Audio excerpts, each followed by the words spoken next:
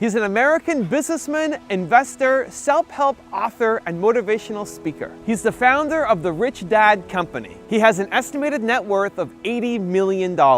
He's Robert Kiyosaki, and here are his top 10 rules for success. So the last thing I want to talk about debt is one of the best investments I made, because I started off with no money like most people. You know, my first investment was a little $18,000 condo in Hawaii, and I made a whopping $25 a month. I didn't make much money on that deal, but every time I did an investment, be it real estate or business, I got smarter, because experience makes you smarter. So I started with just a little $18,000 unit. I broke out my credit card. I paid the $2,000 down payment with my credit card, so it was 100% finance. Now, most experts will say you, that's stupid. You don't do that. But if you know what you're doing, you can do it. A number of years ago, I bought a $7 million commercial building. I paid for it with zero down. And every month, after everything is paid for, it puts about $30,000 a month income in my pocket, or $360,000 a year for no money down. So that is the price of having a good education or a bad education. A good education is knowing the good debt versus bad debt and how debtors can win if you know what you're doing. I don't know what the heck with people think about money, but that's what I get a lot of, is kind of this, well, you know, money's not spiritual. I'm just saying it's your attitudes, you know, a person's attitude towards money. I make a lot of money, but I give a lot. You know what I mean? It goes to biblical principle: the more you give, the more you receive. So when I meet somebody who's doesn't have any money, it just means they're not giving something. Yeah. You know, so a lot of times there's people who would like more, but they're not giving anything. Yeah. So they're like my poor dad. You know, he belonged to the labor unions, and he wanted to work less and get paid more. Well, that's anti-religious to me. Yeah. If you want to get paid more, work more, give more. That's how I see it. Discipline I had to get into was I always pay myself first, even when I had no money. And when I have all these bill collectors calling me, I use them as inspiration. You know what I mean? Really? Oh, when they're hounding, the government's hounding you, bill collectors calling, because I've been broke, so I can understand what it feels like to be broke. When those guys are calling you, instead of shrinking and going into the shell and eating my pizza, Yeah. I use it as motivation to go out and make more money. So I use my bill collectors as motivation, and that's why I paid myself first, even though sometimes I wasn't paying. What would you pay yourself? I always bought assets. I'd buy a house, or I'd put money in the bank and things like this. But it was just a habit. Exactly what you're talking about. It's up here. It's about changing the way you think. That's what the whole book is about. That's it. Because we're our biggest asset, we're also our biggest liability. But the common wisdom, the old intelligence idea, is to diversify. And what I believe in is something else, is increase your financial IQ, your financial intelligence, and instead focus. And what focus stands for is this.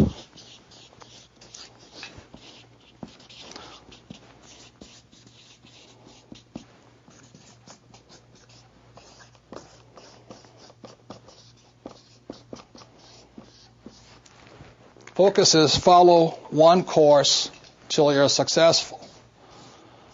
And so that's what I did in 1973. I signed up for my first real estate investment course. And I just did it and did it and did it. You know, I bought this one little $18,000 place. And I did it again, and I did it again, and I did it again, until the point where I understood it. And then I went into becoming an entrepreneur. And I did it, and I did it, and did it. And I'm still learning. And I'm still learning about real estate. And the reason, in 1966, I got into oil when I went to work for the Standard Oil Company. So today, I'm still focusing. I invest in oil and oil and oil. And I don't diversify. You know, it doesn't mean I don't lose. Sometimes I'm lose, sometimes I make mistakes and all this. But I just don't buy good as with all the bad. If you're going to be successful as an investor, you know, diversification is good for the average investor. If that's what you want to be, have a good life. But what I'd rather do is be able to know the good ones from the bad ones, the good investments from the bad investments, the good advisors from the bad advisors, and what's good for me and what's not good for you. Because what I do is not necessarily what's going to work for you, and vice versa here.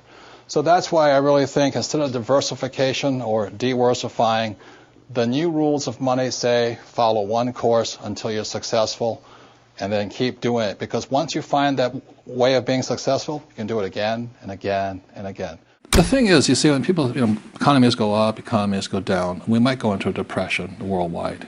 Like I said, France is in very big trouble. Germany's okay. England's in big trouble. China's in trouble. So if we go that, we go to a worldwide depression, and it might take 10 years, to come out of it. But during these times, this is the best time. I have made more money in the last 3 years than ever before in my life. I bought five golf courses last year out of bankruptcy. That's impressive. Yeah. Well, the bank. Courses. Yeah, Donald bought 10. They're giving them away. No one told me. Yeah, but you have to know how to operate them. You have to be an entrepreneur. Yeah. So the banks just call you up and they say that there was 5 golf courses and 1 hotel. In the States? In Arizona, yeah, Golf Mecca, Arizona. And this Japanese company had it, and they asked me if I wanted to buy it about 5 years ago for $260 million. And I said, does it make sense? It doesn't make sense at $260 million. So they told me I didn't know what I was doing. They said, okay, buy. And then 1 year ago, this summer, the Citibank called up and says, you want those golf courses? And they gave me the money to buy them. And just to reiterate, was in approximately 1975, I came out with this product, and we were extremely successful. But we kept running out of money. The more successful we got, the more we ran out of money. So that's when I went to my rich dad, and I tried to borrow $100,000, and he chewed me out.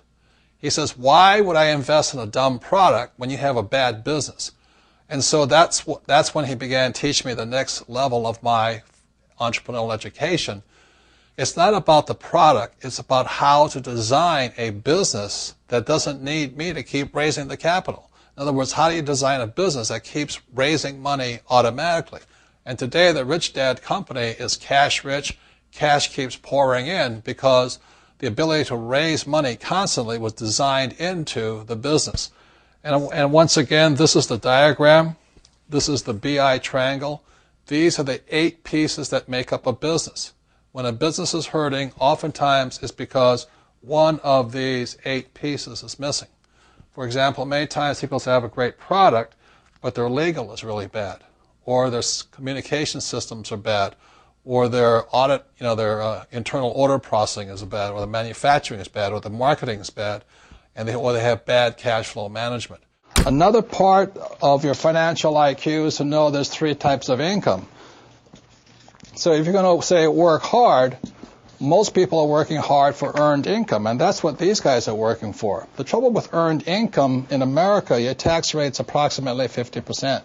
Or as Warren Buffett says, it's a shame that his secretary pays a higher percentage in taxes than he did, although he makes billions of dollars.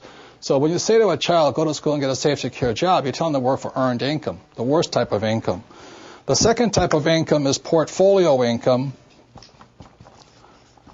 And today, as I speak, and they're trying to change this, it's about 20%. And portfolio income is generally known as capital gains. So if I buy a stock for $10 and I sell it for $50, the $40 gain is taxed at 20%. Or if I buy a house for $100,000 and I sell it for $200,000, that's a capital gains type event. So you pay a lot of tax for that.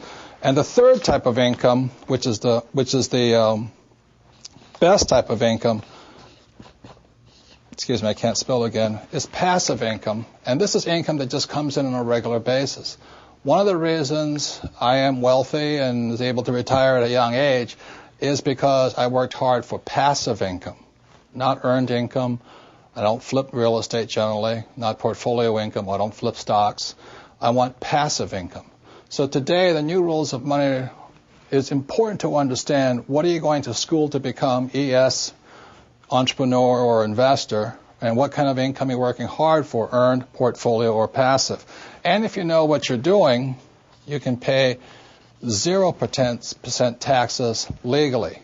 And this can be done all over the world. People say, we can't do it in my country. Well, these people can't do it in any country, but in most parts of the world, governments need these people. So they're always giving tax incentives for investors and business owners who work for passive income. So those are some of the new rules of money. You've really got to know what you're working hard at, and what kind of work are you performing, what kind of income are you working hard for. Well, most successful entrepreneurs have gone bust, right? Yeah. You know, Henry Ford, an old-time entrepreneur, he went bust 5 times. Okay, look at Steve Jobs. Yep. His own board fired him. Yep. You know, Bill Gates was taken before the Supreme Court for monopolistic practices. Right. Even my friend Donald Trump went down $1 billion. Yeah. I only went down $1 million. So the average person is so afraid of those losses, they never get ahead. Because at school they teach you if you make a mistake or if you fail, you're a failure. But that's not real life. A baby learns to walk by standing up and falling down, standing up and falling down. And our school system punishes you for making mistakes. That's why my poor dad, an academic, was so unsuccessful. He was terrified of making mistakes. The key to raising money, this is Ken McElroy's company, it's called MC Companies. Ken McElroy's business is in the business of acquiring assets. That's why his company gets richer and richer and richer. Every year he adds probably 1,000 new apartment units to his inventory. So Ken's company gets richer and richer because MC Company is designed to increase assets.